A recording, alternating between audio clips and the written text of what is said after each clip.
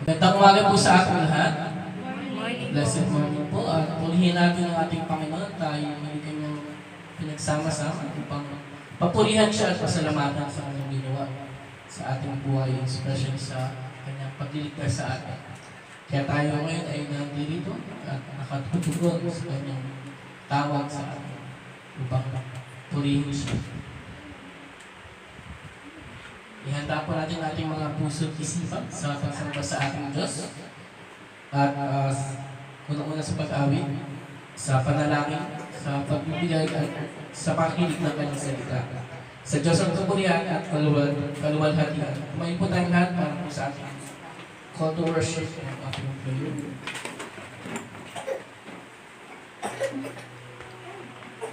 Psalms 121. Kung sinasabi. I lift my eyes to the hills. From where does my help come? My help comes from the Lord, who made heaven and earth. He will not let your foot be moved. He who keeps you will not slumber. Behold, he who keeps Israel will neither slumber nor sleep. The Lord is your keeper. The Lord is your shade on your right hand.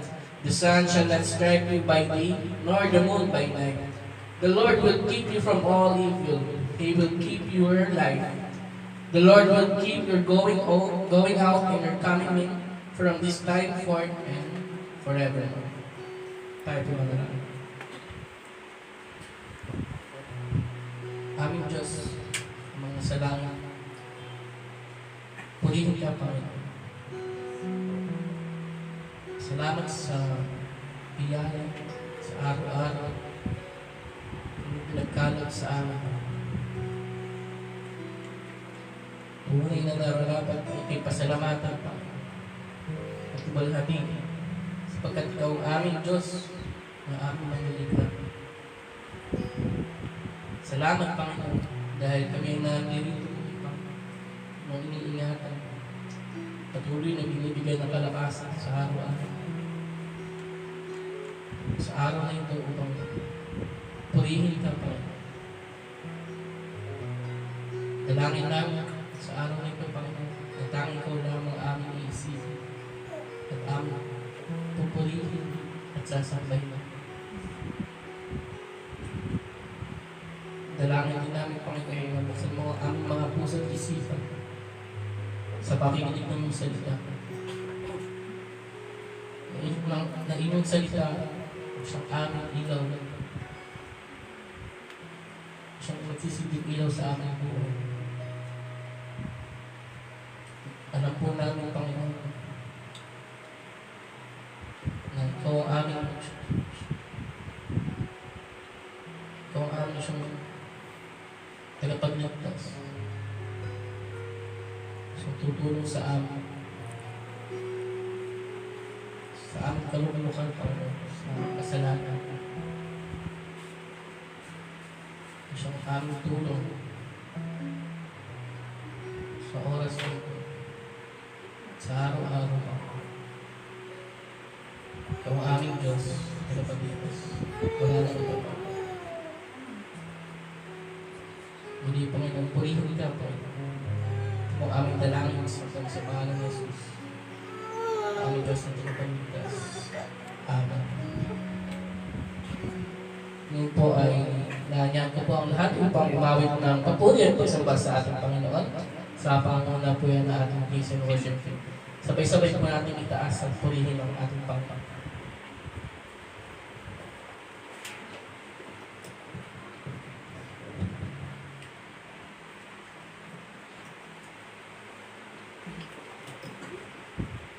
Magandang umaga po sa ating lahat.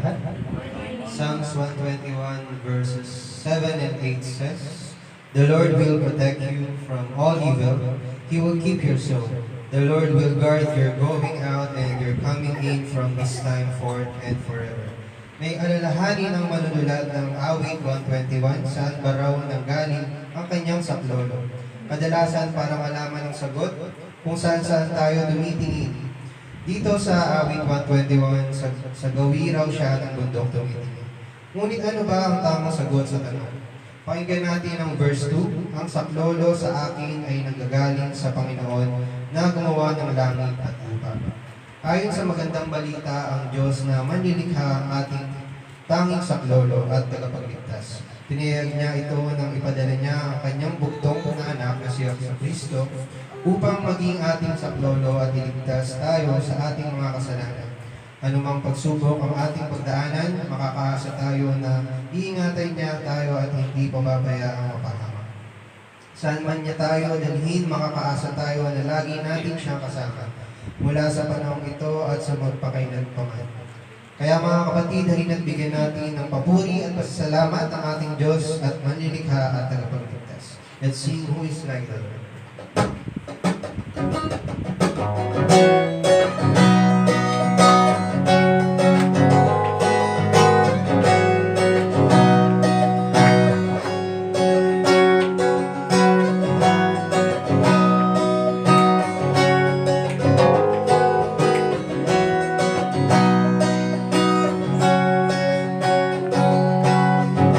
Since we serve most of heaven, all creation praise the name of the Lord.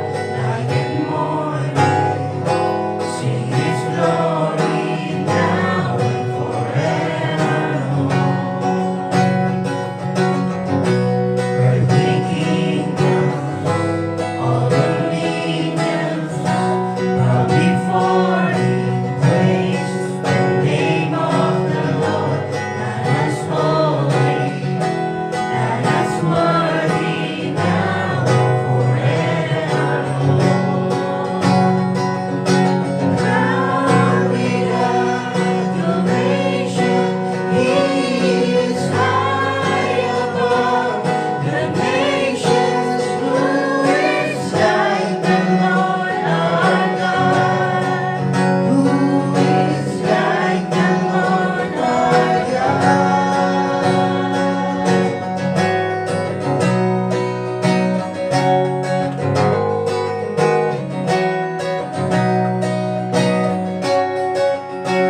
Our Lord Jesus, Our Lord Jesus, for our weakness, to redeem us, praise the name of the Lord.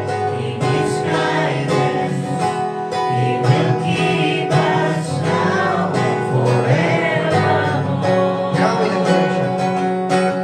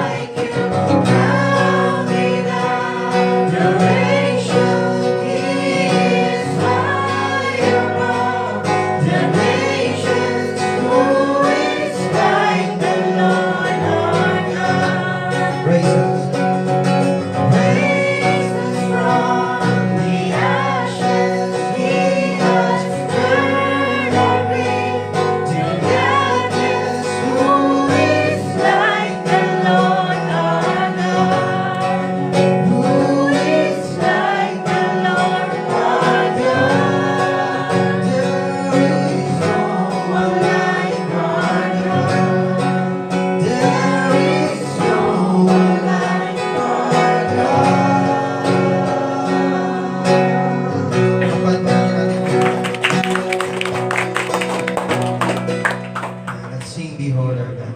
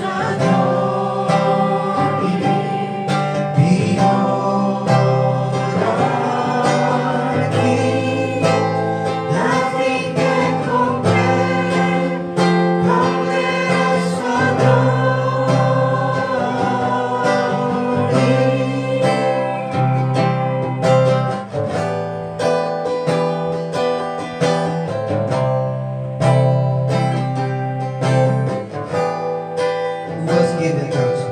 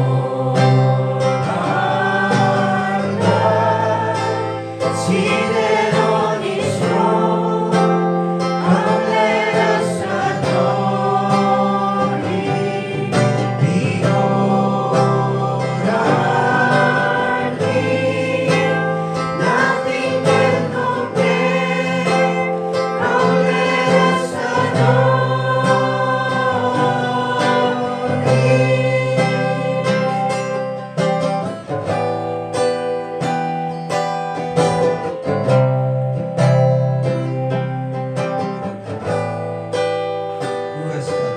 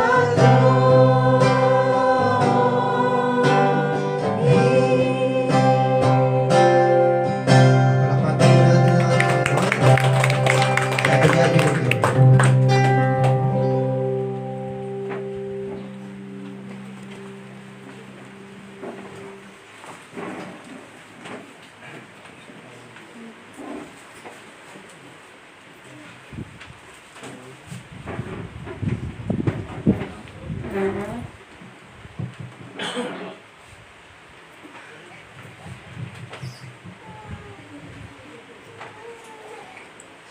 morning po sa inyong lahat.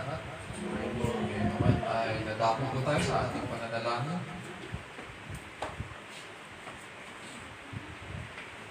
Ah, may mga natanggap na po tayong mga prayer requests sa ating group chat. Nais ko po malaman kung may mga dadagdag pa po sa ating mga prayer requests. Mga additional prayer items. Wala na po? Okay. Sige po. So, lumapit po tayo sa ating Panginoon. Itik po natin ang ating mga mata. Tumulog po tayo sa mga.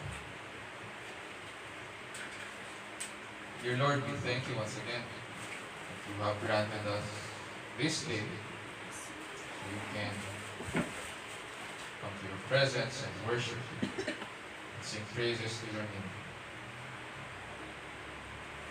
We remember, dear Lord, how you have kept us this past week, how you have provided for our needs, how you have strengthened us. Through trial and temptation, you have been there. You have been with us. And you saw us through. Today, dear Lord, we gather in your presence. We thank you for your goodness toward us. And to bless you, because you are worthy of all honor, majesty, thanks, and praise. We are your people. You are our shepherd, and we are the sheep of your hand.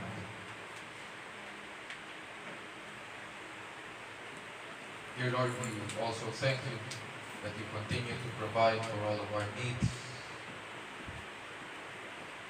That through, dear Lord, through our jobs,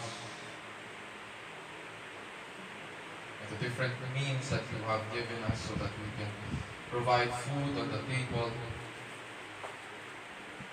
We thank you. Thank you for good health.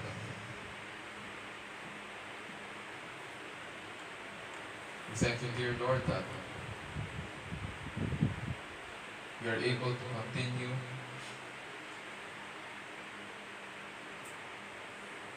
to live day by day in your presence. And here we are once again, dear Lord,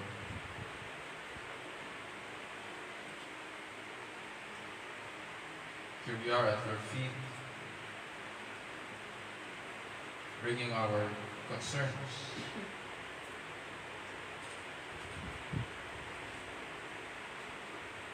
Dear Lord, we thank you for this ministry that you have given us.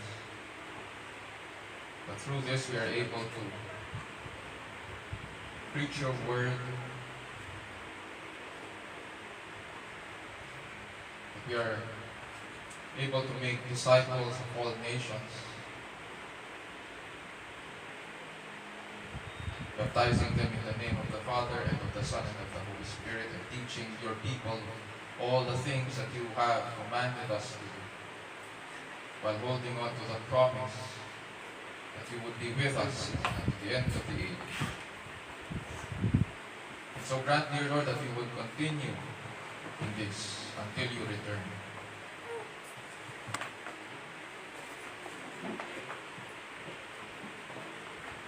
Dear Lord, we also pray for our country, the Philippines.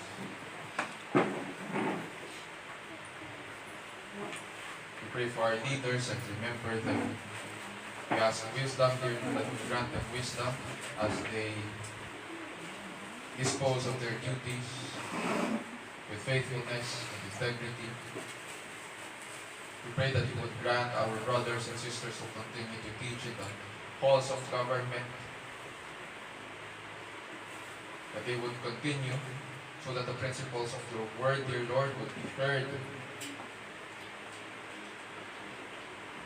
It would be applied. And it would be seen in how our leaders govern the land. We pray against corruption, we pray against abuse of authority. And we pray, dear Lord, that you would continue to guide our leaders. And while we may not always agree how in their decisions,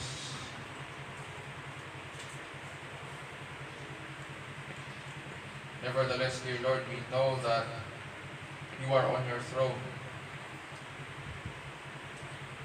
You are our God, high and lifted up. And you govern over all things. It is because of this truth that we can sleep soundly at night. And we can be content in the life, dear Lord, that you have given us. We can find our satisfaction and delight in you. And so we pray, dear Lord, that as we understand that our leaders are not only servants of the people, but they are ultimately your ministers also, we pray for them.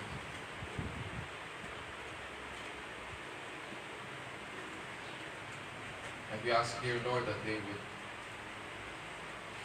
as they hear your teachings, we pray that their eyes would be opened as well, so that they would know the truth, that they would come to know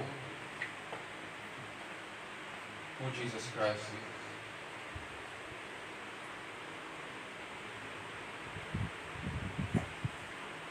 Dear Lord, we also pray for our ministries, the children and the students that you have placed in our hands.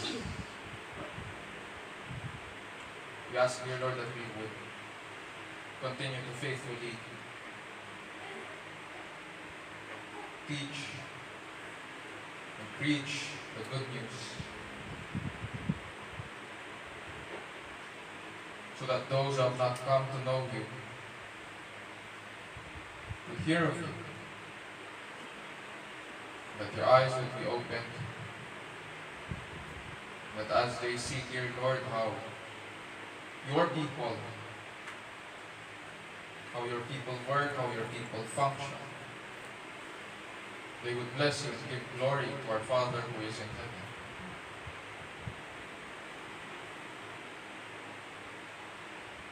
We pray, dear Lord, that we would also continue the ministry of bearing one another's burdens, that just as you have given us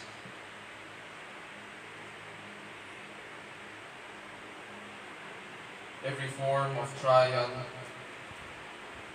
so we pray, dear Lord, that we would remember one another, that we would bear one another's burdens,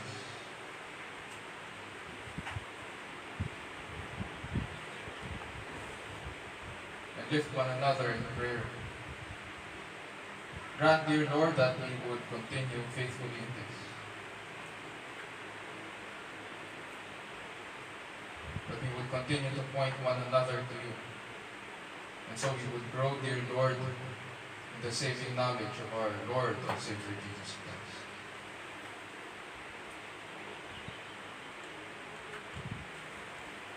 Dear Lord, we thank you for good health. We thank you for your physical provisions. We thank you, dear Lord, that week after week after week, we can come to you, we can sit at your feet, we can listen to you. And so today, dear Lord, we also come with our burdens and pray for one another. For those of us who are sick, dear Lord, we ask that you would touch them with your healing hands. Gamitin niyo po yung mga medical at saka hospital staff, saka yung mga prescriptions that have been given to them. May continue to provide, Panginoon, for their needs para makumpleto yung treatment at saka yung kanilang recovery. And so we pray, dear Lord, that for those of us na mayroong mga pre-existing conditions, then that you would manage, Panginoon, our physical conditions. We pray that you would grant us wisdom, teach us self-control, especially sa aming mga how we live our lives, saka mga food that we take in. Understanding that the body that we have is a gift from you. And at the same time, this body has been redeemed by Christ as well. And that is the reason He came down to become man.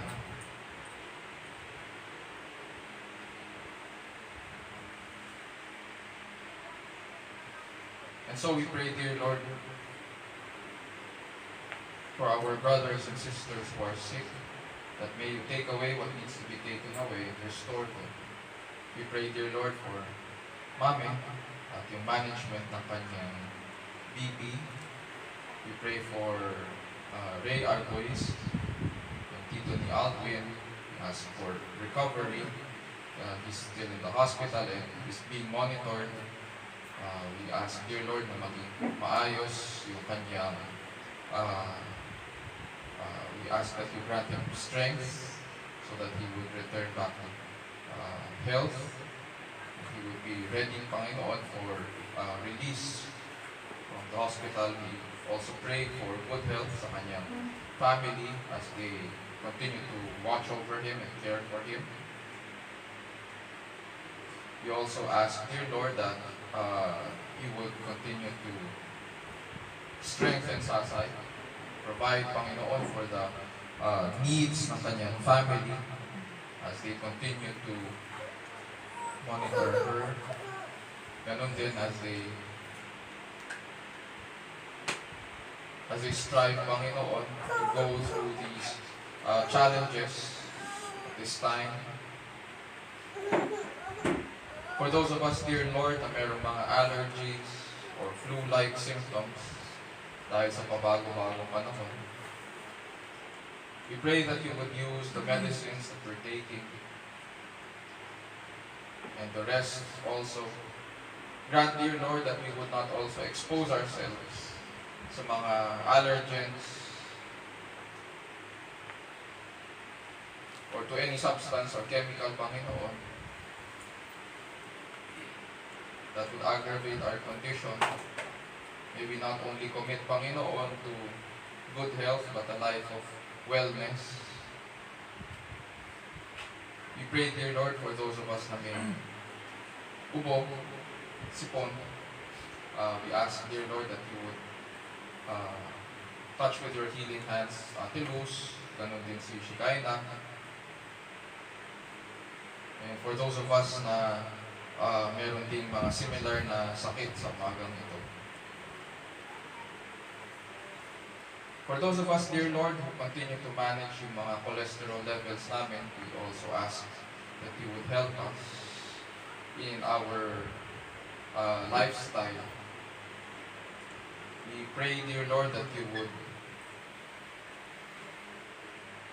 na mag-respond ang aming katawan sa mga changes, or kung may prescription medicine, then we pray that our bodies would respond rin sa maintenance medicine na binigay sa amin. And so we ask, dear Lord, for that you would also help us manage yung aming mga conditions, tulad ni Toto, na bumaba na yung kanyang cholesterol. We pray as well, dear Lord, for Kim and Jewel sa kanilang case, that would grant wisdom as this is being evaluated and tried. Grant their side, Panginoon, na makapag-prepare. Grant them wisdom, Panginoon, as they also look at their relationship and how they, dear Lord, we pray that how they would prepare to rebuild yung kanilang family life and follow you in obedience. We also pray, dear Lord, for those traveling today. We pray for Ate Eliza, Junel, and Pia as they travel from Pangasinan to Manila. May your traveling mercies be upon them so that they will get back home safe and sound. For those of us, dear Lord, who continue to work outside our homes, we ask for your protection, guidance. We pray, dear Lord, that you would be with us so that we can get to work and then come back home at the end of the day safe in the arms of our families.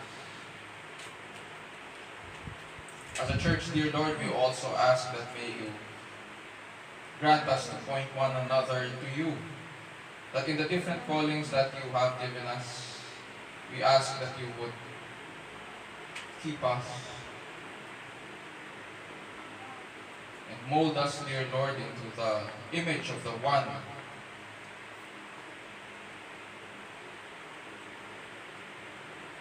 in whose name, dear Lord, we have been regenerated, and that is your Son, Jesus Christ. And so we pray that you would strengthen us that we may continue to follow him.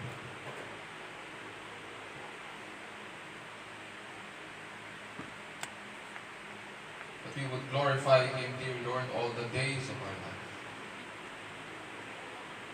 and find our joy and fulfillment. May we live lives that are holy, because you, our Father in heaven, are holy. As we approach you now in the study of your word,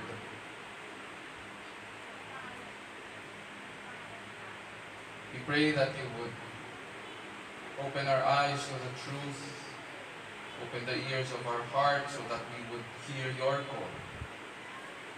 And as you call us, we pray that we would respond. Grant that we would see your beauty and majesty. Grant, dear Lord, that we would be able to taste and see that the Lord is good. And so we pray that as we respond in obedience, change us, dear Lord, and we would be changed. And this we pray in Jesus' name, our Lord and Savior. And all of God's people will say, Amen.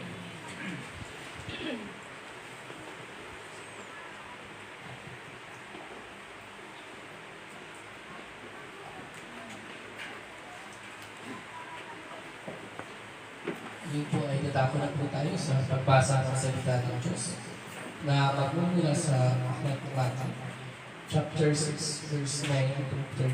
Sa pamumunan po yan ng ating kapatid, Brother Sultan Chavez. Tumayo po tayo lahat ay magpagdalo sa pagbasa ng salita ng Diyos.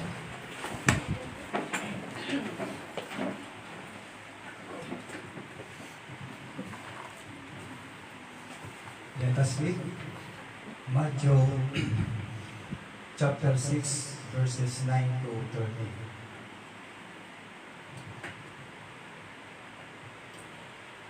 Pray then like this, Our Father in heaven, hallowed be your name. Your kingdom come, your will be done on earth as it is in heaven. Give us this day our daily bread, and forgive us our debts, as we also have forgiven our debtors. And lead us not into temptation, but deliver us from evil. This is the word of God. Praise the Lord.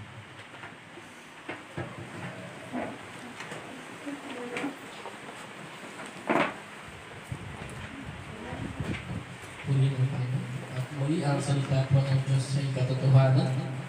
At ito'y kanyang kinasihan. Magtutulog po ito ng katotohanan tungkol sa ating Diyos. at ito rin ay nagsasaway at nagtutuwid sa bawat mananampalataya. Sinasanay tayo nito kung paano ang matuwid na pamumuhay ayon sa kanyang kalooban at kung paano ang pagsamba sa tunay at nag-iisang Diyos. Ayon po yan sa 2 Timothy 3 verse 16 to 17. Ngayon po ay ihatid sa atin ng ating pastor na si Pastor Raymond Dancer, ang salita ng Diyos mula sa ating binasa sa Matthew 6, 9 to 13. Nawa ang banal na Espiritu ang siyang tumilos at tumulong sa atin sa araw na ito upang makita natin ang kagandahan at kadakilaan ng kanyang salita. Ang Ebanghelyo ng ating Diyos at tagapagligtas ni Jesus Cristo.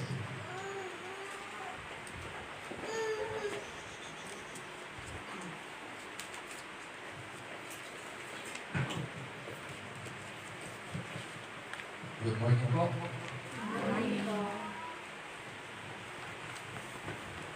Ayan yung buksan po ang ating Bible doon sa passage ng Matthew 6.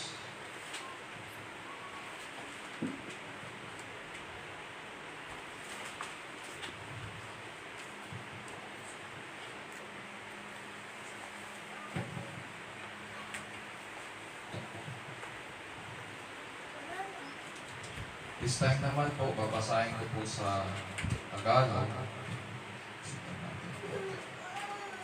Matthew 6, 9 to 13.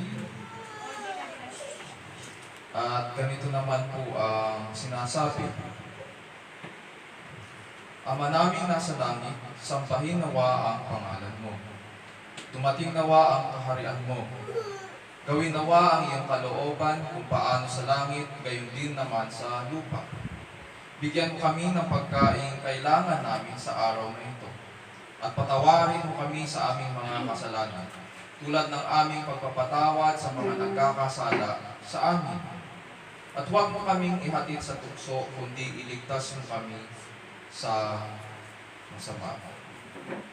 Ito po ang salita ng Panginoon. Purihin ang Diyos. Nandito pa rin po tayo sa pag-aaral natin ng the Lord's Prayer or yung Ama namin. At nandito na tayo sa pinakahuling request or petition sa verse 13. Sa panahon natin ngayon, may dalawang kaisipan na lumalaganap ukol sa pamunuan ng mga espiritu. Unang-una, mayroong mga nag-iisip ng dahil sa advances in science and technology, hindi na tayo daw dapat na nag-iisip na may mga espiritu at may mga konsepto ng tulad ng mga demonyo. Yun yung sinasabi nila.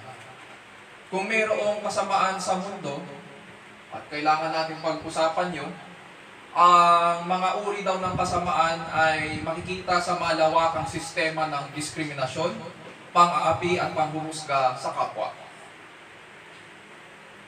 So, merong political bent at saka may mga halong ideology itong mga pinapalaganap na unang kaisipang ito. Ang pangalawang kaisipan naman ay may mga pag-iisip na ang kaaway ng Diyos daw ay may katangian ng pagka-Diyos. Sa makatuwid, ang kaaway ng Diyos daw ay opposite siya rather, exact opposite siya ng Diyos. At meron siyang katangian ng pagka-Diyos.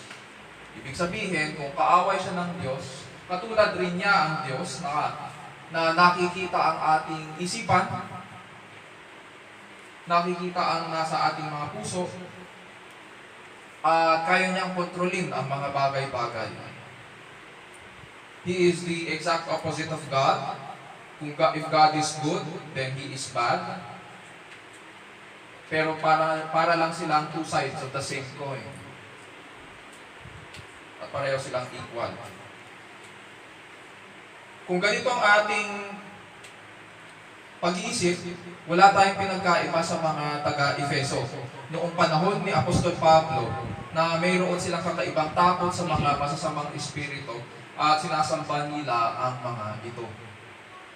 Sabi nga ni Pablo sa kanyang aklat sa Ephesians, may dahilan bakit kailangan natin magpakatibay tayong mga tagasunod ni Kristo at suotin ang baluting kaloob ng Diyos. Sabi sa Ephesians 6:11-13, "Put on the full armor of God so that you will be able to stand firm against the schemes of the devil. For our struggle is not against flesh and blood, but," ito daw yung ating mga kaaway. Hindi naman devil lang ang kaaway natin, hindi naman nag-iisa lang ang ating kaaway. Sabi niya, "But against rulers, against powers, against the world forces of this darkness, against the spiritual forces of wickedness in the heavenly places." In other words, ang ating kaaway ay hindi nag-iisa, kundi isang malaking pamunuan yan. May pamahalaan sila, may order sila, may mga rankings din sila. Therefore, sabi ni Apostol Pablo, "Take up the full armor of God so that you will be able to resist in the evil day, and having done everything, to stand firm." Sa mga tuwing pinapahayag ng scriptures na mayroong kaaway ang mga tagasunod ni Kristo at kailangan nating makipaglaban. Ayon kay Apostol Juan naman, itong kaaway rin ang dumaya sa buong sangkatauhan at dito siya hinapon sa mundo. And therefore, ang ating kaaway ay hindi nakatira sa hell.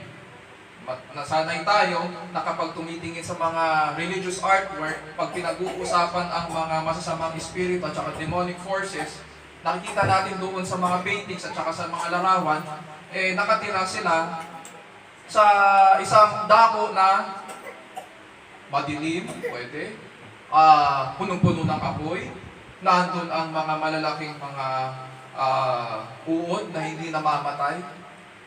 Pero ang sabi ni Apostol Juan, hindi siya tinapon sa hell. Pakinggan natin ang Revelation 12:9. "And the great dragon was thrown down, the serpent of old, who is called the devil and Satan, who deceives the whole world. He was thrown down to the earth, and his angels were thrown down with him." Hindi siya sa hell. Nandito siya sa mundong ito. Nandito sila. Sa ating pag-aaral ngayon ng kanyang salita, panalangin ko po na ipahayag ng Panginoon sa atin ang kanyang pagiging amang makapaging, na nag-iingat sa lahat ng kanyang mga hinirang. Nawa ipahayag din niya ang kahalagahan ng pagtiwala at pagdepende sa kanya dahil sa ating pakikipaglaban sa ating mga kasalanan at sa kaaway ng ating pananampalataya. At the end of the day, ang goal ng ating pag-aaral ay makilala ang Diyos para makatugon po tayo sa maayos na pamumuhay sa harapan ng Diyos, sa ilalim ng kapangyarihan ng Diyos, at para sa kalwalhatian ng ating dakilang Diyos.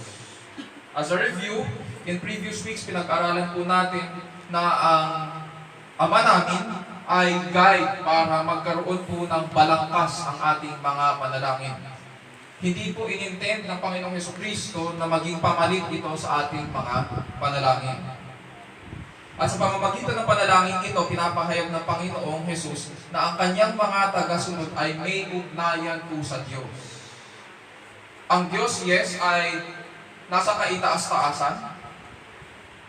At the same time, ang Diyos na ito ay nag-initiate na magkaroon tayo ng ugnayan sa Kanya. Binukas niya ang bulwagan ng hari para makalapit tayo sa Kanya. At sabi niya, sa pamamagitan ng Panginoong Hesus, ganito niyo siya tatawagin, Ama naming nasa langit. Bagamat makasalanan po tayo, it is only by His grace na nakalalapit po tayo sa Kanya.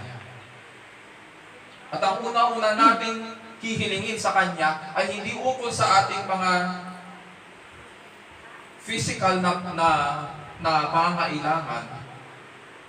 Rather, ang sabi ng Panginoong Hesus, ganito ang una niyong hihilingin sa Kanya, yung mga bagay na ukol sa Diyos.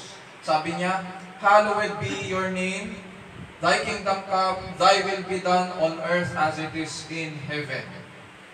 Yun ang una nating hihilingin sa Kanya. Pagkatapos nating hilingin ang mga bagay na mahalaga sa Diyos, ang sumunod na tinuro niya ay ang mga bagay na ukol sa ating mga pangangailangan naman. Tatlo yan. Unang-una, give us this day our daily bread. Ito ay may kinalaman sa ating pangkasalukuyan at sa ating mga pangangailangang pisikal para makapagpatuloy tayong mabuhay sa mundong ito. Tapos last week, pinag-aralan naman din natin ang forgive us our debts as we forgive our debtors. May kinalaman ito sa ating kasalanan, laban sa Diyos at sa tao at ano ang tamang approach natin dito. Ito ay tumutukoy sa ating mga nakalipas. At ngayon naman, we now come to the final petition in the Lord's Prayer at may kinalaman po ito sa ating future na dapat nating pasakop sa ating Panginoon. And do not lead us into temptation, but deliver us from evil. And so what does it mean to pray, do not lead us into temptation, but deliver us from evil? Bago po natin sagutin ang tanong, kailangan po nating maintindihan muna. Baka kasi ang pagkakaintindi natin dito sa panalangin ito, hinahatid tayo ng Diyos sa mga tukso. Kaya ang panalangin dito, huwag mo kaming ihatid sa tukso. So, tunay nga ba tayong hinahatid ng Diyos sa tukso? Sabi ko sa James 1:13, nung pinag-aralan natin ito noong 2020, kung natatandaan natin, sabi ni James, let no one say when he is tempted, I am being tempted of God. For God cannot be tempted by evil, and He Himself does not tempt anyone. Maliwanag po na ang Diyos ay banal, at hindi po siya nagkakasala. And it is absurd that one would think God would sin against Himself. At dahil hindi nagkakasala ang Diyos, at kahit kailan hindi natutokso sa masama, hindi niya maaaring dalhin ang sinuman sa kasalanan o sa kasamaan. Sa makatuwid, ang lahat ng tinalaga ng Diyos at ginawa ng Diyos ay mabuti. Hindi niya tinutokso ang sinuman sa masama. Yun ang maliwanag. Kung ganon, ano ngayon ang ibig sabihin ng panalangin ito? Sabi ng Panginoong Jesus sa Matthew 6:13a, and do not lead us into temptation, but deliver us from evil. Sa pag-aaral natin ngayon, meron tayong dalawang points para doon sa mga nag-take down ng notes. Number one, we are asked, what does it mean when we pray? Do not lead us into temptation, but deliver us from evil. Number one, it means we are asking God to grant that we would not rely on ourselves and that we would not fail the test. We are asking God to grant that we would not rely on ourselves and we would not fail the test. Pangalawa, we are telling God that we need protection against the enemy. We are telling God that we need protection against the enemy. Kapag tinignan po natin ang Ebanghelyo, pinapahayag nito ang realidad na ang Diyos po ay banal. At dahil siya ay banal, kinamumuhian po niya ang kasalanan. In some verses, makikita po natin na hindi nga siya tumitingin sa kasalanan. Ayaw niyang nakikita yan. At tayo naman ay makasalanan. And we have been sinning against God for the most part of human history. Sin opposes God's very nature. Dahil sa ating kasalanan, alam natin na madali tayong madala ng ating mga masasamang pita at naaakit ng ating pagnanasa. Napag-aralan natin sa aklat ni Santiago na kapag tumagat tayo sa ating mga masasamang pita, nagbuhunga po ito sa kasalanan. Ang tukso ay hindi kasalanan. Magkaiba po yun. Hindi porket natutokso ka, ay ibig sabihin nagkakasala ka. Ang kasalanan po ay ang ating response doon sa tukso. May kasabihan tayo. O tukso, layuan mo ko. Tapos tatawa tayo. Pero sa totoo lang, sa oras na makita mo ang tukso, talo ka na. Hindi mo dapat inuutusan ang tukso mo na lumayo sa'yo.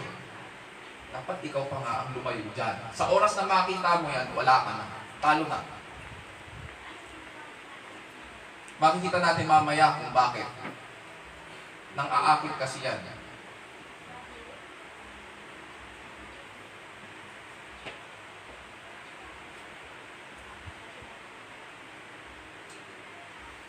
At makikita natin ngayon, ganito ang ating kalagayan. Our temptations pose as a real threat sa ating pakikipag-fellowship sa Diyos. Sapagkat nakikipag-away tayo araw-araw sa ating kasalanan. And we want to kill it. Nag-iisip tayo paano ito matatapos. At ganyan ang buhay ng sumusunod kay Kristo. Kaya hindi natin maaaring sabihin na hindi tayo natitempt.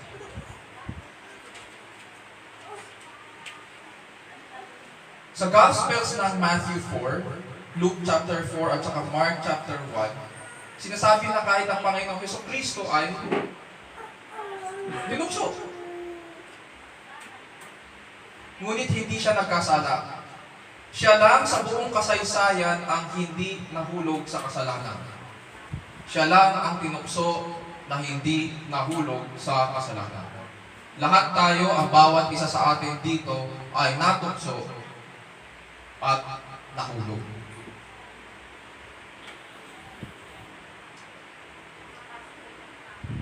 Sinasabi dito sa ating passage, do not lead us into temptation. Ang salitang temptation sa original language ay isang neutral word. Hindi katulad sa English, pag pinag-usapan ang temptation, negative agad. Pero sa original language, hindi siya good, hindi siya evil, neutral siya. At ito yung same word na ginagamit din kapag pinag-uusapan ang trial. So trials and temptations are the same sa James chapter 1 verse 13. Bagamat alam natin na hindi tinutokso ng Diyos ang sino man sa masama, alam po natin na pinahihintulutan po niya na subukin tayo. Trials come from the Lord.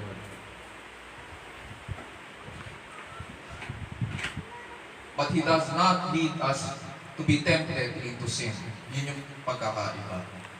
Sabi ni Pastor Santiago sa mga Jewish Christians na kumalat sa iba't ibang dahot ng imperyo at kasalukuyang dumadaan sa mga paghihirap at kalupitan ng kanilang mga amo.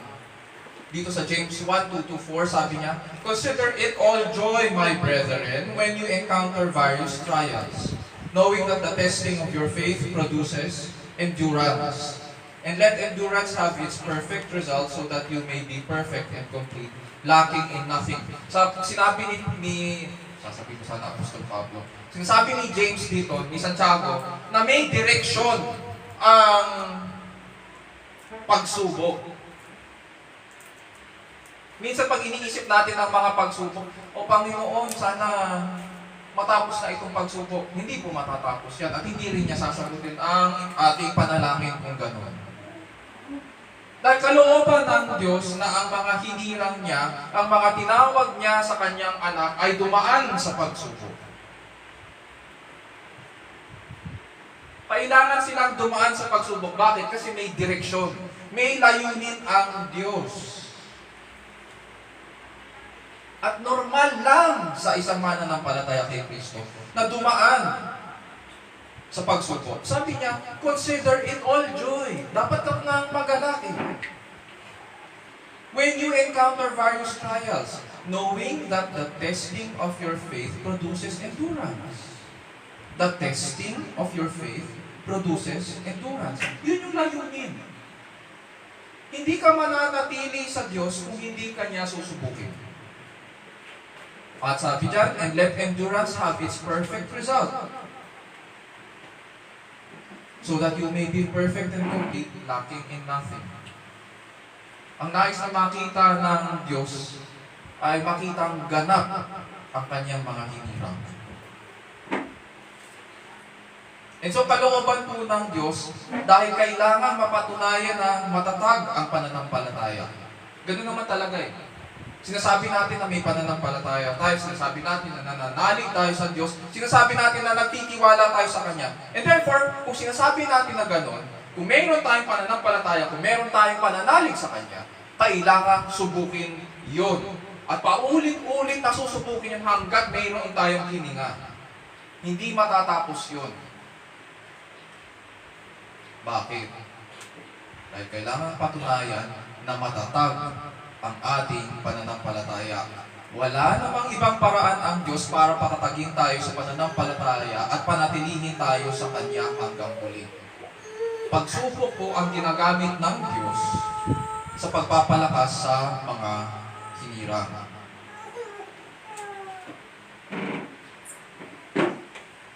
Kung sa gitna po ng pagsubok ay kumagat tayo sa ating mga masasamang pita at nagbubunga ito sa kasalanan at kamatayan, dito naman sa mga nananatiling tapat sa Panginoon ay pinagkakalooban niya sila ng buhay. Sabi sa James 1:12, "Blessed is a man who perseveres under trial, for once he has been approved, he will receive the crown of life which the Lord has promised to those who love Him." Nakikita natin ngayon na nagkakatalog po doon sa pagtugon natin sa dumating na pagsubok. Ano po ba ang ating nagiging tugon? Unang-una, nagtitiis po ba tayo na manatiling tapat sa Panginoong Hesukristo at magalak sa Kanya kahit nahihirapan tayo? Alang-alang sa Ebanghelyo. O pangalawa, nagpapadala tayo sa ating mga masasamang pita at mga mahalay na pagnanasa. Sa kanya pong aklat na Institutes of the Christian Religion, sabi po ng reformer na si John Calvin, may dalawang uri daw ng tukso sa mundong ito. Pakinggan po natin siya. Ang ilan ay nasa kanan at ang iba ay nasa ating kaliwa.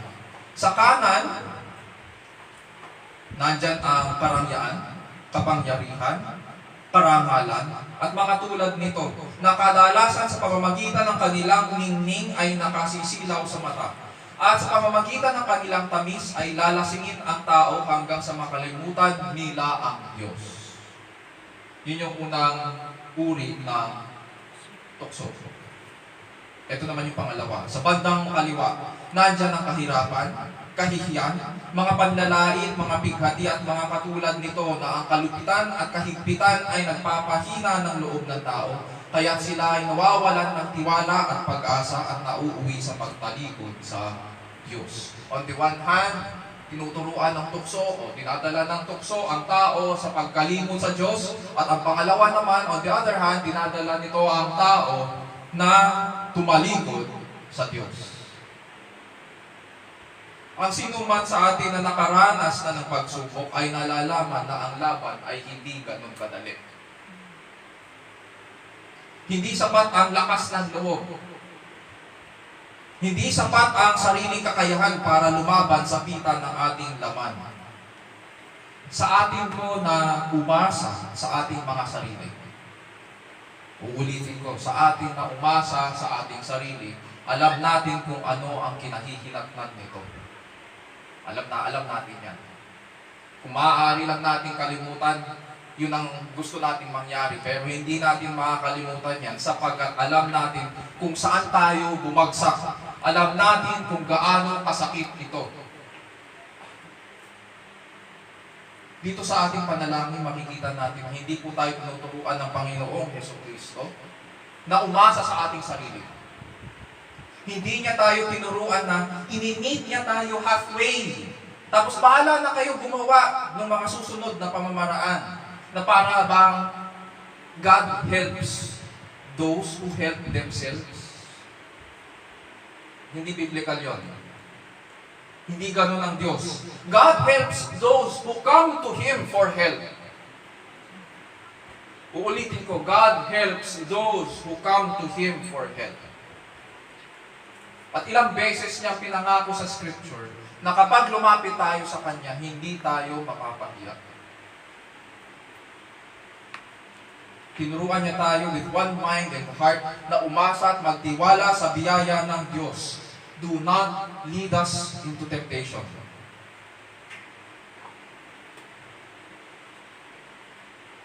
Pag-usapan naman po natin ang ating mga needs and desires. Ang ating mga needs and desires ay hindi masama. Baka kasi pinapanalangin natin, Panginoon, tanggalin niyo po ito.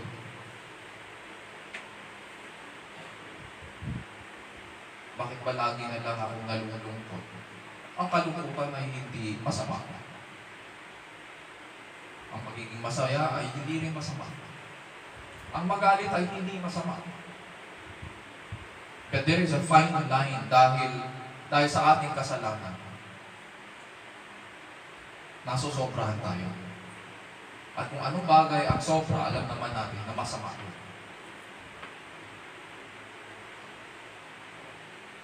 Hindi po masama. Binigyan tayo ng Diyos ng mga emotions, ng desires, ng needs, dahil nilalang niya tayo sa kanyang larawan at promise. At ang nais niya ay matuto tayong umasa sa kanya. Kaya binigyan tayo ng ganitong needs and desires. Tinuruan para matuto tayong umasa sa kanya para sa kanyang ikaluluwalhati. God designed us to have needs and longings so that we would find our fulfillment, our joy, and our satisfaction in Him. Nung una natin pinag-aaralan itong the Lord's Prayer, ang isa sa mga unang tinanong ko po sa atin, coming from the Westminster Confession of Faith, ay ito, ano ang layunin ng buhay ng tao? Answer, ang layunin ng buhay ng tao ay luwalhatiin ng Diyos at magalak sa Kanya magpakailanman. Doon makikita natin how God fulfills our needs and desires. Ngunit dahil sa kasalanan, bumaliktad ang lahat. So much so na kailangan pa tayong turuan ng Panginoong Hesukristo kung paano lumapit sa Ama at kung ano ang dapat nating hihilingin sa Kanya para sagutin niya tayo ng oo. Hanggat nandito tayo sa ating laman, hanggat nandito tayo sa mundong ito, araw-araw ang ating pakikipaglaban sa kasalanan, araw-araw din nating haharapin ang tukso. Dito sa ating passage na do not lead us into temptation, sa panalangin ito, ay nangangahulugang. Sinabi kasi niya na into temptation. Do not lead us into temptation. Ang ibig sabihin nito ay ini-entertain o bumibigay o nagpapadala tayo sa mga tukso. Tulad ng manalangin ng Panginoong Hesukristo sa hardin ng Getsemani, bago siya dakipin ng mga sundalo, inutusan niya rin po sina Pedro at saka yung dalawang anak ni Zebedee na manalangin. Imbis na manalangin, nadatnan niya silang natutulog. Kaya pinagsabihan niya sila sa Matthew 26, 40-41. And he came to the disciples and found them sleeping and said to Peter, "So you men could not keep watch with me for 1 hour? Keep watching and praying that you may not enter into temptation. The spirit is willing but the flesh is weak." Dahil mahina ang laman, madali itong matangay sa mga masasamang pita. And when we pray, do not lead us into temptation, hindi po natin hinihiling sa Diyos na bawasan ang mga pagsubok natin. Rather, it is a request na bigyan tayo ng wisdom or discernment na huwag tayong bibigay sa mga tukso. Ang unang point natin ay ito. We are asking God to grant that we would not rely on ourselves and that we would not fail the test. Nawa mapatunayan tayong tapat sa ating Panginoong Diyos. Yun yung una. Punta naman po tayo sa pangalawang bahagi ng petition. But deliver us from evil. Ayon po sa mga scholars, ito ay itong prayer na ito na do not lead us into temptation but deliver us from evil ay isang parallelism na parang sinasabi ng Panginoon, kung mahulog man kami sa tukso, ay iligtas mo kami sa masama. Sa ibang versions ng Bible, sinasabi, but deliver us from the evil one. Ang tinutukoy po doon ay yung diablo. Sinasabi po ng Panginoong Jesus dito na sa lahat ng kanyang mga tagasunod,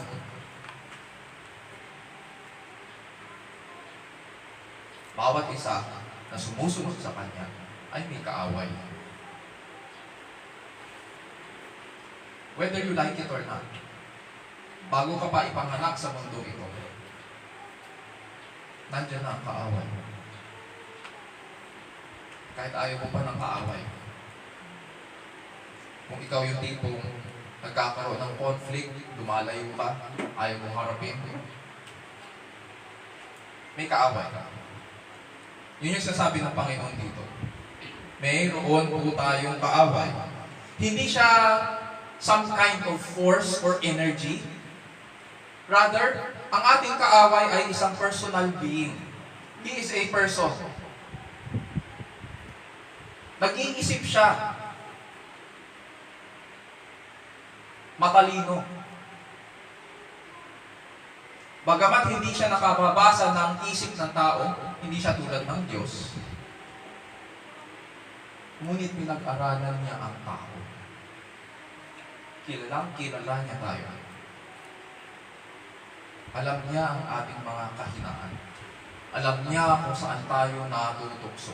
Alam niya kung saan tayo nahuhulog.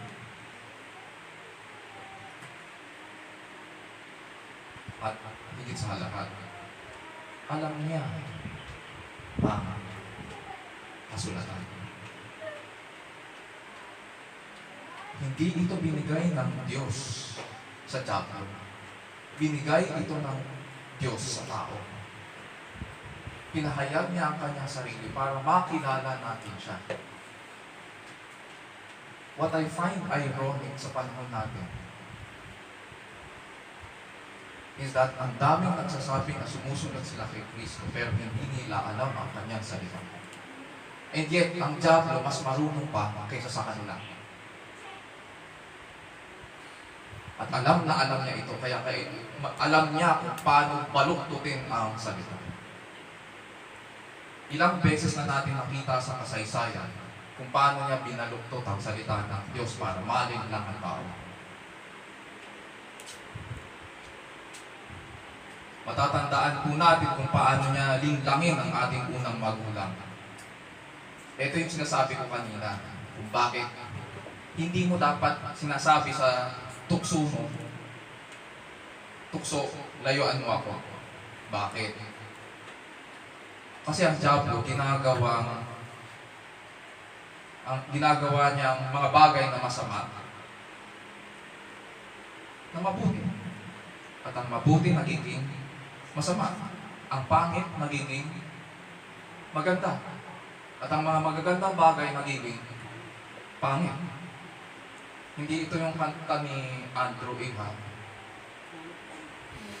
Hindi yun.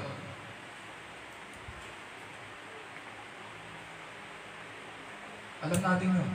Sabi niya sa ating unang magulang, tunay nga ba sinabi ng Diyos na huwag kayong kakain mula sa punong kahoy na nasa gitna ng hardin?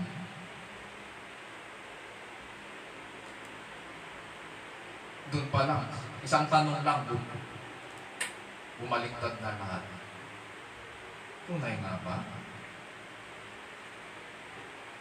Nagduda na agad yung ating unang magulang.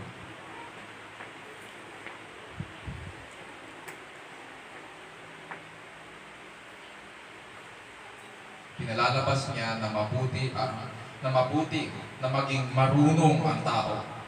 Diba sabi niya? Tunay nga ba na sinabi niya na pag kinain mo yan, dudunong ka? So okay lang sa kanya na dumunong ka kahit sumuway ka sa Diyos.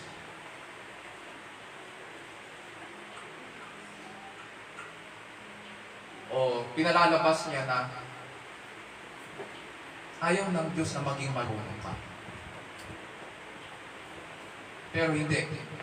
Ang punto doon ay sinusubok ng Diyos ang katapatan ng ating unang magulang. Hindi lang yan. Sabi nga ni Apostol Pedro, sa 1 Peter 5:8, sa kanyang mga kausap na Christian sa Asia Minor, be of sober spirit. Be on the alert. Be of sober spirit. Be on the alert. Why? Your adversary, the devil, prowls around like a roaring lion seeking someone to devour. Ang kaaway ay tulad sa isang leon na gumagala na naghahanap ng masisila. Mabigyan siya ng pagkakataon, lalapain niya ang hindi nakahanda, sapagkat hangad niya na masira ang buhay ng mga tagasunod ni Kristo at dalhin ng sinuman sa kapahamakan. And so when we pray, but deliver us from evil, ito yung ibig sabihin, we are telling God that we need protection against the enemy. We are telling God that we need protection against the enemy. Hinihiling natin sa Diyos, hinihiling natin ito sa Diyos sapagkat kinikilala natin na ang ating kaaway ay mapanganib. But we have a good Father in heaven who desires to protect us so that we can have continued unbroken fellowship with Him. And so what does it mean when we pray, do not lead us into temptation, but deliver us from evil? One, we are asking God to grant that we would not rely on ourselves and not fail the test. Number two, we are telling God that we need protection against the enemy. Maliwanag ang sinasabi ng kasulatan na hindi tinutukso ng Diyos ang sinuman sa masama. And Jesus taught us that God does not lead His people into temptation. And this is because the Gospel also tells us a few verses or few chapters earlier. Interesting ito. Ang prayer, ang Lord's Prayer ay nasa Matthew chapter 6. Pero in Matthew chapter 4, verse 1, ganito naman ang sinabi. Jesus was led up by the Spirit into the wilderness to be tempted by the devil. Pero, ang sabi ni Jesus a few chapters later, God does not lead us into temptation. Pero sa Matthew 4:1, nung magsisimula ang ministry ni Jesus, sinabi lang, Jesus was led up by the Spirit into the wilderness to be tempted by the devil. Kapag binasa po natin ang Mark 1:12-13 tungkol dito sa temptation ng Panginoong Kristo, mapapansin natin na mas matindi sa iniisip natin ang pinagdaanan ng Panginoong Jesus. Ganito ang kanyang pinagdaanan. Sa Mark 1:12-13, immediately the Spirit impelled him to go into the wilderness. Mag-isa lang siya. And he was in the wilderness 40 days, being tempted by Satan. 40 days ang tumagal ang kanyang temptation. And he was with the wild beasts, and the angels were ministering to him. Dinala siya ng banal na espiritu sa ilang upang ano yung purpose? Para tuksuhin siya. At nanatili siya doon ng 40 days.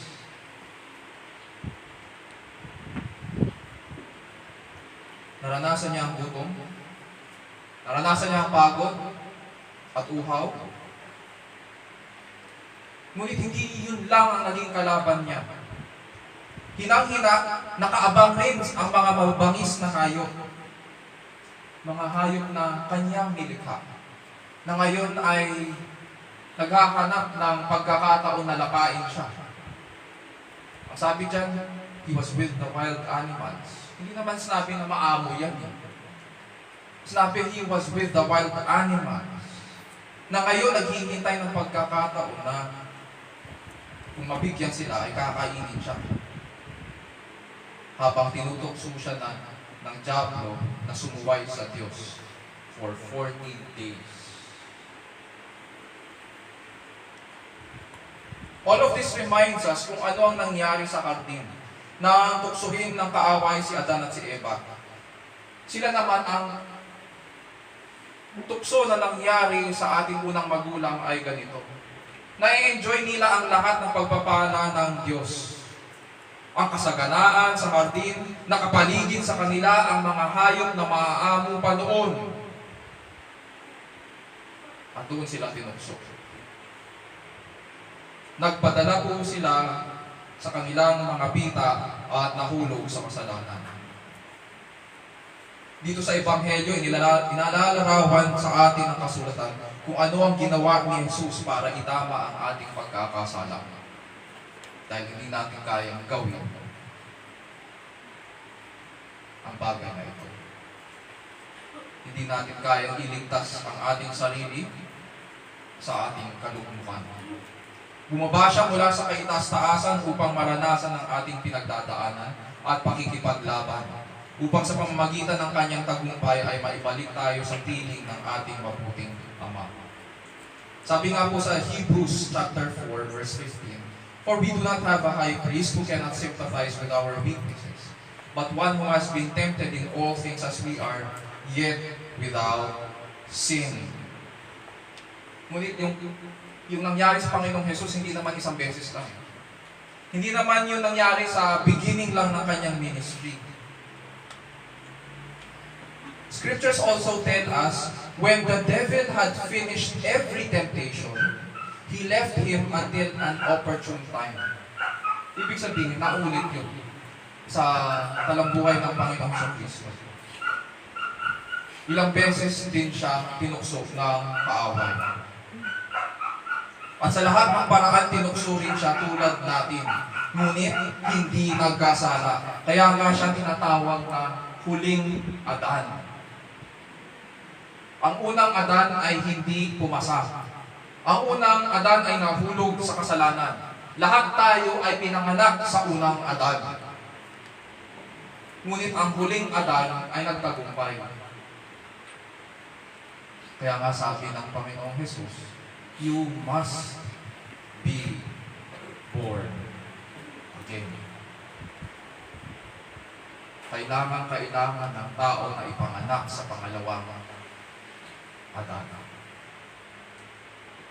And we praise and thank God because of the grace He has shown us in His Son, Jesus Christ. Dahil tayo ngayon ay inilipat na sa kaharian ng Kanyang anak, paano ba dapat tayo makipaglaban? Kasi kung nananalangin tayo ng ganito, if we pray at ina-address natin ang ating Ama sa langit at sinasabi natin, do not lead us into temptation but deliver us from evil or from the evil one. Paano ba dapat tayo makipaglaban? Una muna, resist the enemy by submitting to God's word. Resist the enemy by submitting to God's word. We cannot emphasize this enough. Alam ng kaaway ang nasusulat at kaya niyang baluktutin ito. At kung hindi natin alam ang nakasulat, kung hindi natin alam ang salita ng Diyos, anong pag-asa natin?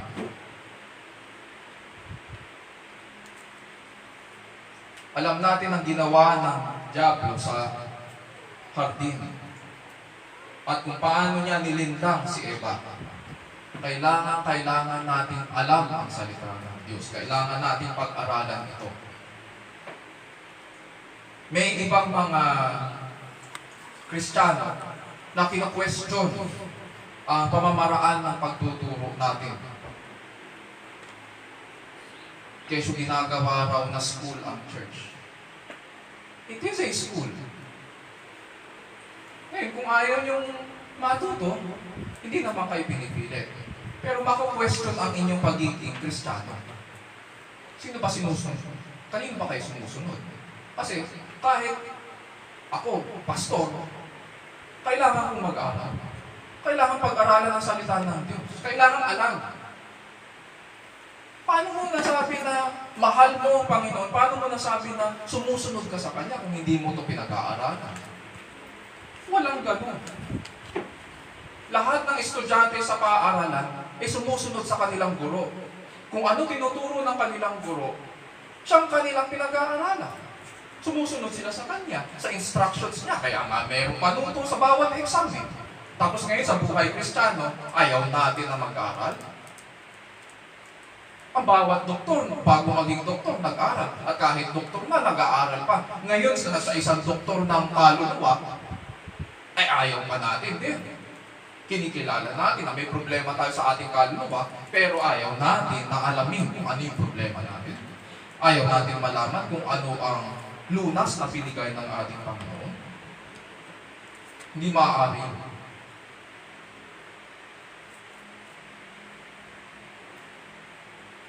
Ngunit hindi naman kaalaman lang. Hindi naman sapat lang na meron tayong kaalaman. Kailangan din tayo pasakop dito. Bagamat alam ni Adan ang utos ng Diyos, pansinin natin. Binigay ng Diyos ang kanyang utos kay Adan.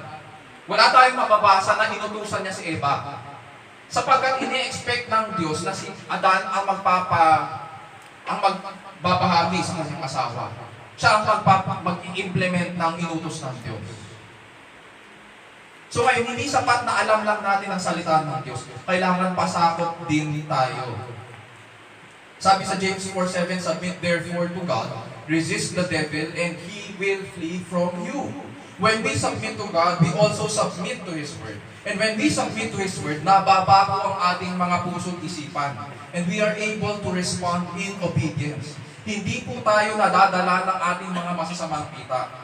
Sabi nga namang aawit sa Psalm 119:11-12, your word I have treasured in my heart, that I may not sin against you. Ano yung ginawa niya para hindi siya magkasala laban sa Diyos? Your word I have treasured in my heart. Blessed are you, O Lord, teach me your statutes. Ayan na naman yung teach na yan. Teach me your statutes. Kailangan natin magpasakop sa salita ng Diyos, so that we would resist the enemy. Number 2, prepare by praying and prevail in prayer. Ano ba ibig sabihin ito? Prepare by praying and prevail in prayer. May kinalaman ito doon sa simula at sa katapusan ng mga pagsubok. Dahil ganito ang ating buhay bilang mga tagasunod at lingkod ng Panginoong Hesus, lagi po nating tatandaan na lagi tayong sinusubok. Normal ito sa buhay ng mananampalataya. This is the norm. Meron ako isang one time na narinig na preacher. Magtaka po tayo kung sa buhay natin ay parang wala tayong pagsubok. Baka hindi ka sa Panginoon. Or, pangalawa, baka patay ka na. Ang patay lang naman ang hindi sinusubok. Ngunit mas matindi ang pagsubok ng mga nasa Panginoon sapagkat alam nila kung ano ang tama. Alam nila kung anong mahalaga sa Panginoon. Alam nila kung anong matuwid. At ayaw yun ng mundo. No servant is greater than his master. Tinuro itong panalangin ng Panginoong Hesus sapagkat alam niya na hindi tayo pababayaan ng ating Ama. Sabi rin ni Apostol Pedro sa mga kausap niya na dumadaan sa mga matitinding pagsubok sa 1 Peter 5:10. After you have suffered for a little while, the God of all grace who called you to His eternal glory in Christ will Himself perfect, confirm, strengthen, and establish you. Ang bawat pagsubok ay pagtitiis ay may katapusan. At ang layunin ng Diyos para padaanin tayo sa pagsubok ay upang bigyan tayo ng kaganapan, bigyan tayo ng kalakasan, at katatagan upang di tayo matinag sa Kanya. So paghandaan natin ang mga pagsubok at panghawakan ang Kanyang mga pangako. Hindi na tayo dapat nagugulat kapag may pagsubok. Prepare by praying and prevail in prayer. Pangatlo, participate in the life of the church. Nung una natin pinag-aralan ang Lord's Prayer, pinakita ko po sa atin ang pronouns. Our Father in heaven. Our. Hindi sinabi, my Father, kundi our Father in heaven. Tapos, sabi dyan, give us this day our daily bread. Forgive us our debts as we forgive our debtors. Do not lead us into temptation, but deliver us from evil. Lahat ng pronouns na makikita po natin dito pertaining to us ay hindi singular kundi plural.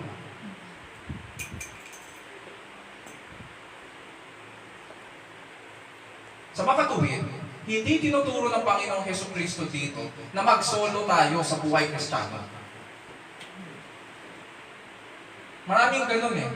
Nakakilala sa Panginoon, pagkatapos nun, okay na ako, mag-isa na ako, bahala na ako sa buhay ko, hindi ko na kailangan yung church na yan, hindi ko na kailangan yung fellowship na yan, huwag na yan, yung mga kamayan, huwag na yan, okay na yan, yung mga kainan, sila na kumain, kayo na lang kumain, ako bahala na ako sa buhay ko.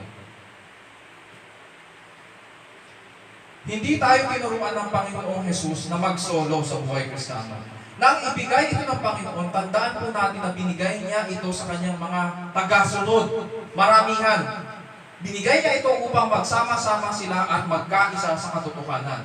Hindi natin maaaring sabihin na faithful tayo individually sa Panginoon kung hindi naman din tayo faithful collectively. You cannot say that you are faithful individually if you are not faithful collectively. Bahagi po ng blessing sa atin ng Diyos ay ang pagsasama-sama ng mga kapatiran. Yung mga awitan, mga pagbabasa, ang pag-aaral, yung ordinansa ng bautismo, ang ordinansa ng banal na hapunan, ang mga pananalangin, lahat ng ito ay ginagamit ng Panginoon upang ingatan tayo at palakasin tayo. Maaari hindi natin na namamalaya. 2019 nung nagsimula ang ating ministry. Yung mga kasama natin ng 2019, magtanong po tayo sa kanila. May napansin ba kayong pagbabago? May napansin ba kayong paglago? May nagbago ba sa pagkilala nyo sa Panginoon? Mas mahal nyo ba siya ngayon kaysa noon? Mas napansin nyo ba na tumibay kayo? May nagbago. At lahat ng ito ay ginamit ng Panginoon, yung pagsasama-sama ng mga kapatid para ingatan tayo at palakasin tayo. Uulitin ko po ang paalala. Ito naman.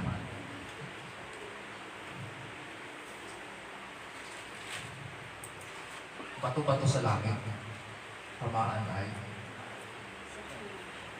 Tamaan ay? Oh, sa pool, okay. Tamaan na, di ba? Sa pool.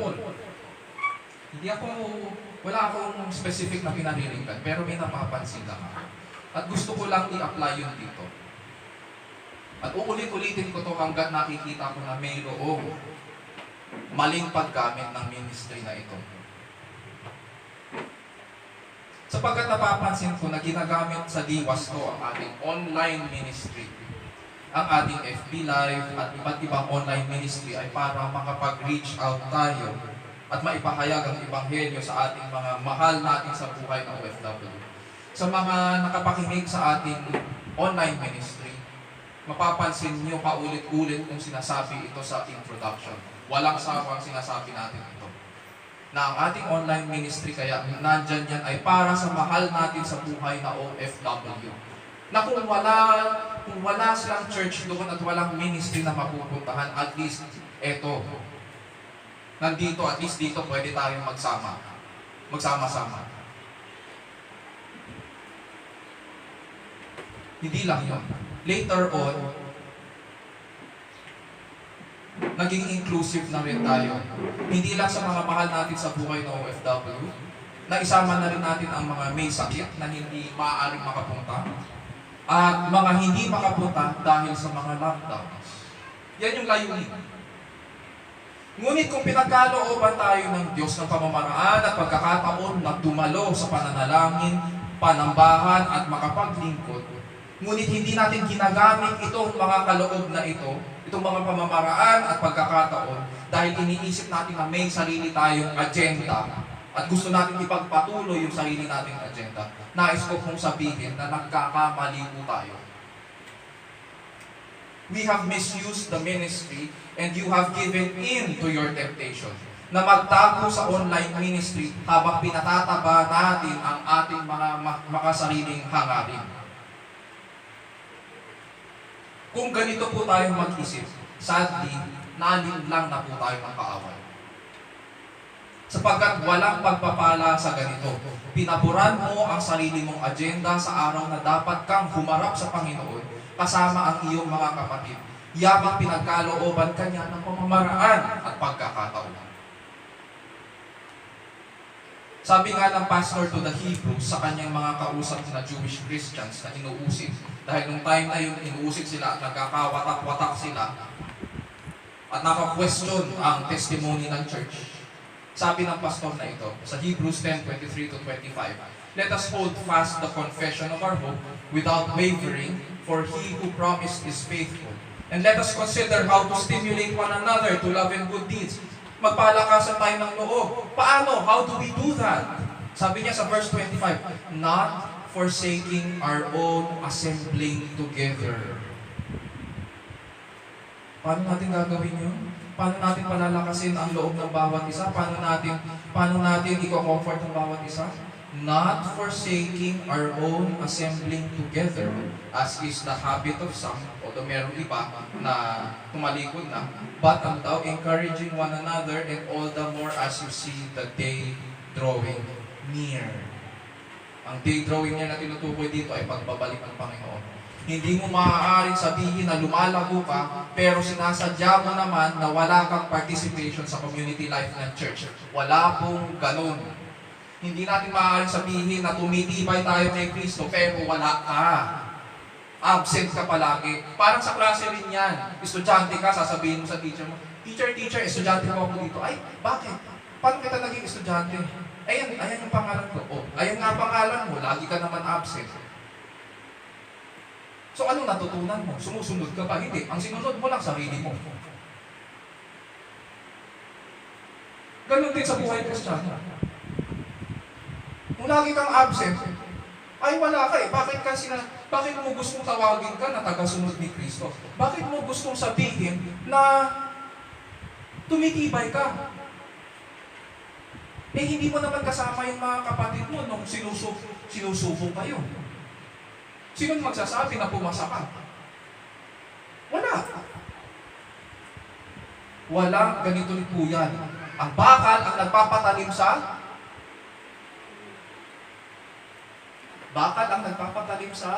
bakal. Diba? Proverbs yan.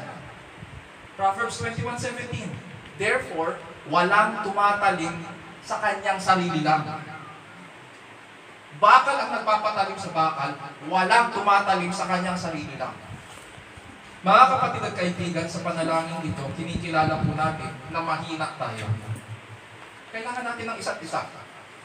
Kinikilala rin natin na mayroon tayong kaaway na kilalang kilala tayo at hangad na sirain ang ating mga buhay.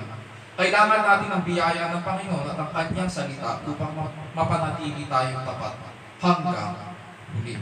And this is what it means when we pray, "Deliver us from evil," the request for protection against presumptuousness and from sin. Isapuso po natin ang mga bagay na ito at iukol po natin ang ating sarili sa banal at dakilang Panginoon. Tayo manalangin. Our dear Lord, thank you for your word. Thank you for your correction, conviction of our sins. Indeed, dear Lord, we tend to listen to a lot of deception sa buhay namin instead of opening your word so that our souls may be fed with your truth. We would rather listen to lies around us. Forgive us, dear Lord, for our sins.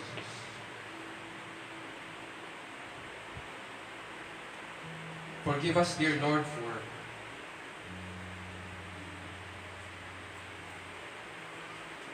for being complacent. Kontento na kami, Panginoon, na ganito na lang ang aming alam. Ganito ang aking nalaman. Nung bata pa ako, ganito ako mamamatay. Yamang pinagpala niyo po ang bawat isa ng pamamaraan at pagkakataon na makilala po kayo. But praise be to God because, dear Lord, you have opened our eyes to the truth.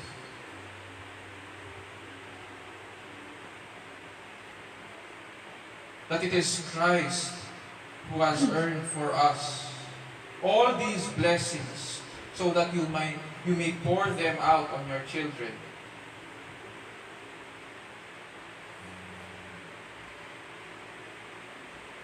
And it is because of Christ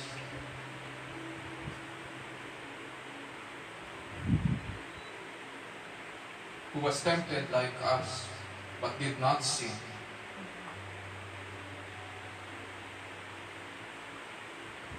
That we were redeemed, that we were justified, and that we can look forward to be glorified in her presence.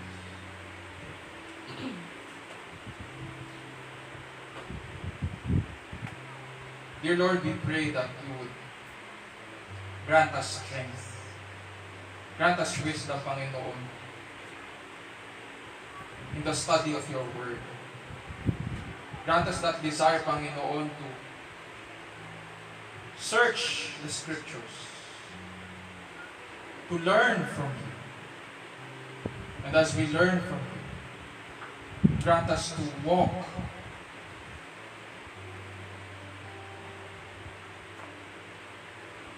in your path, in the paths of righteousness, for your name's sake.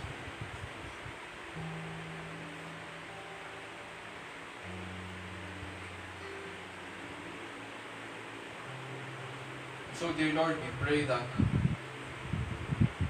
as we recognize that, as we recognize your goodness and faithfulness toward us, so we pray that you would not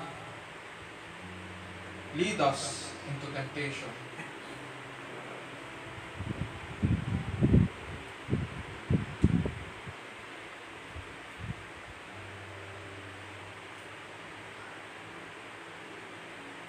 grant, dear Lord, we pray,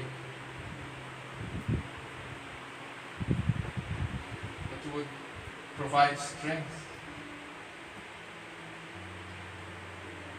You would give us the attitude to submit to your word, to know it, to treasure it,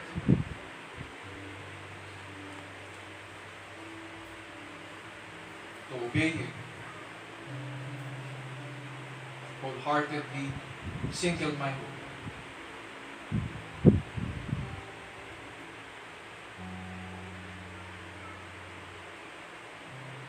And because we have an enemy who desires to destroy us,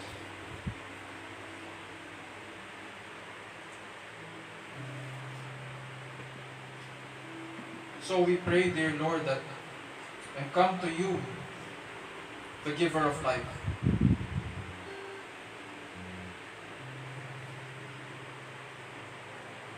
that according to your promises,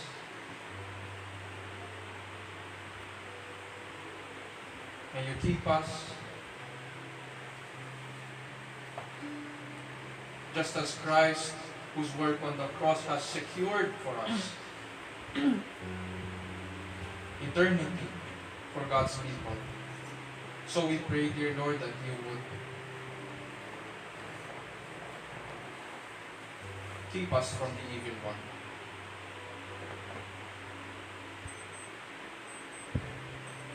So we thank you, dear Lord, for your word today. We thank you for teaching us to pray. Do not lead us into temptation, but deliver us from evil. And this we pray in Jesus' name, our Lord and Savior. And all of God's people will say, Amen.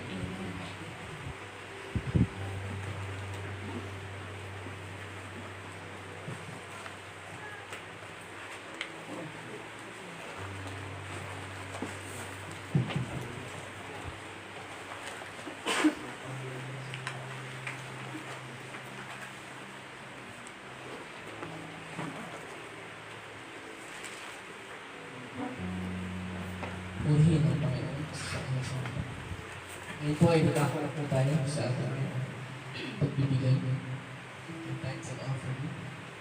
Buksan po natin ang ating mga Biblia sa 2 Corinthians chapter 8, verse 1 to 9. Ito po sa start. We want you to know, brothers, about the grace of God that has given among the churches of Macedonia. For in a severe test of affliction, their abundance of joy and their extreme poverty have overflowed in a wealth of generosity on their part. For they gave according to their means, as I can testify, and beyond their means of their own accord, begging us earnestly for the favor of taking part in the relief of the saints. And this, not as we expected, but they gave themselves first to the Lord, and then by the will of God to us. Accordingly, we urge Titus that as he had started, so you should complete among you this act of grace.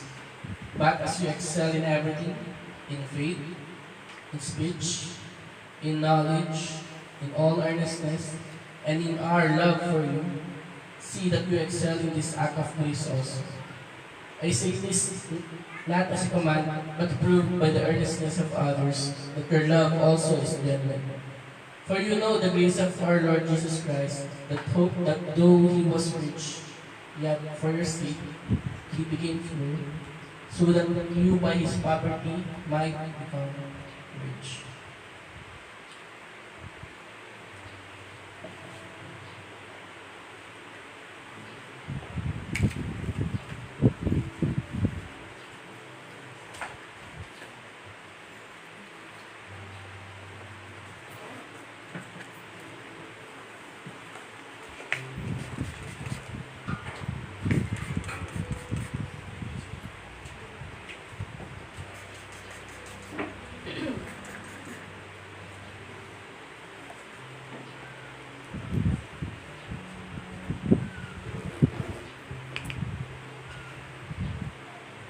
Tuloy ko lang na tayo gawin ng mapuli sa ating Panginoon. Praise God from whom all blessings flow. Praise Him, all creatures here below. Praise Him, all above in heavenly hosts. Praise Father, Son, and Holy Ghost.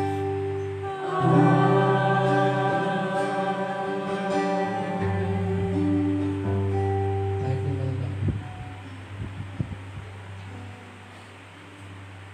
Ang Diyos na mabuti. Salamat, Panginoon. Hindi niyo kami pinapabayaan. Na kayo nandyan ngayon para sa akin. Na siyang handang tumulong. Sino man ang malapit. Salamat, Panginoon. Dahil sa kabila ng aming paghihirap, sa mga pagsubok na ang nararanasan sa buhay nito, patuloy kayo ng Diyos. At alam po namin, Panginoon, na hindi mo kami pababayaan. Ito hindi mo ginagamit, Panginoon, upang kami ay lalong tumatag upang manatili sa inyo, sa inyong pag-ibig. Upang makita ang iyong kagandahan, madama ang iyong pag-ibig sa akin. Salamat, Panginoon. Dalangin namin, Panginoon, sa araw nito. Sa kabila ng aming mga pagsulok sa buhay, ay matuto kami lumapit sa inyo, Panginoon. Tumawag sa inyo, Panginoon. Lumingang sa Panginoon. Dahil ikaw lamang at ikaw lamang, Panginoon. At siyang aming pag-asa sa buhay.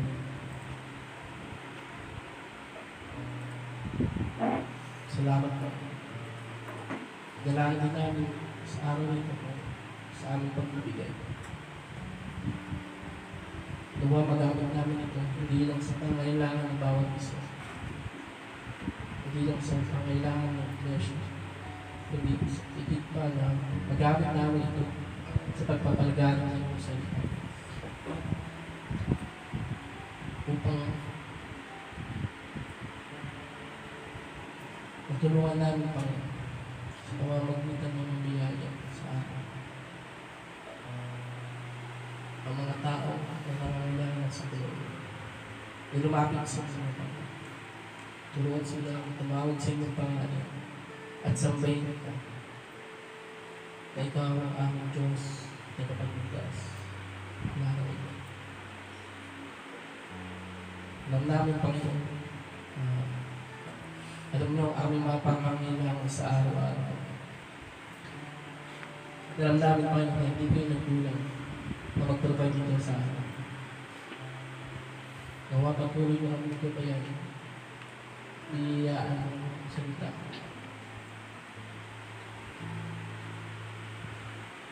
Hindi lang sa physical, Panginoon, kundi sa aming spiritual na pamumuhay. Hindi makita ka namin, Panginoon, sa mga sa inyong maling pagbabalik, Panginoon. Makasama ka sa buhay na walang hanggan. Pupurin at pupurin at pupurin sa iyo. Mga aming dalangin sa pangalan ng Jesus. Amen. Mga tili po tayo mga tili para po sa ating closing and benediction.